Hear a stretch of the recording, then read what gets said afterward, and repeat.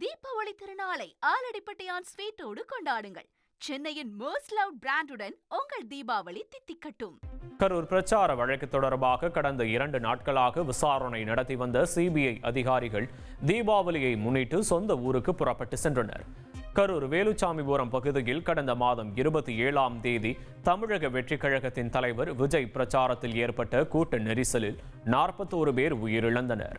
உச்சநீதிமன்ற உத்தரவின் பேரில் சிபிஐ அதிகாரிகள் கடந்த வெள்ளிக்கிழமை கரூர் வந்த நிலையில் அவர்களிடம் வழக்கு தொடர்பான ஆவணங்கள் ஒப்படைக்கப்பட்டு விசாரணை நடைபெற்று வந்தது. இந்நிலையில் புதன்கிழமை மீண்டும் விசாரணையை தொடங்குவார்கள் என்று கூறப்படுகிறது. திண்டிவனம் அருகே உள்ள தைலாபுரம் தோட்டத்தில் வசிக்கும் பாமக நிறுவனர் ராமதாஸின் இல்லத்தில் வெடிகுண்டு வைத்திருப்பதாக மிரட்டல் வந்த நிலையில் போலீசார் மோப்பனாய் உதவியுடன் சோதனை நடத்தினர். சென்னை டிஜிபி அலுவலகத்திற்கு மர்ம நபர் ஒருவர் ராமதாஸ் வீட்டில் வெடிகுண்டு வைத்திருப்பதாக மின்னஞ்சல் மூலம் மிரட்டல் விடுத்தார். இதையடுத்து சுமார் 1.5 மணி நேரம் வெடிகுண்டு நிபுணர்கள் சோதனை நடத்தியதில் புரளி என தெரியவந்தது.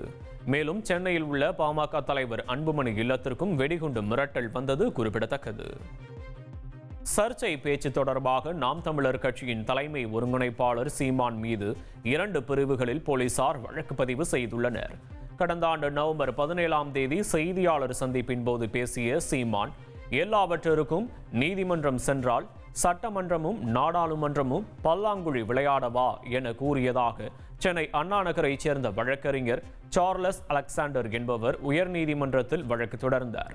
இந்நிலையில் நீதிமன்ற உத்தரவின்படி திருமங்கலம் போலீசார் சீமான் மீது வழக்கு பதிவு செய்துள்ளனர். இரு குழுக்கள் அல்லது பிரிவினரிடையே பகைமையை உருவாக்குதல் மற்றும் பொது தீமைக்கு வழிவகுக்கும் அறிக்கை ஆகிய 2 பிரிவுகளின் கீழ் வழக்கு பதிவு செய்யப்பட்டுள்ளது. தீபாவளி திருநாளை ஆலடிப்பட்டியான் ஸ்வீட்டோடு கொண்டாடுங்கள். சென்னையின் மோஸ்ட் லவ் பிராண்டுடன் உங்கள் தீபாவளி தித்திக்கட்டும்.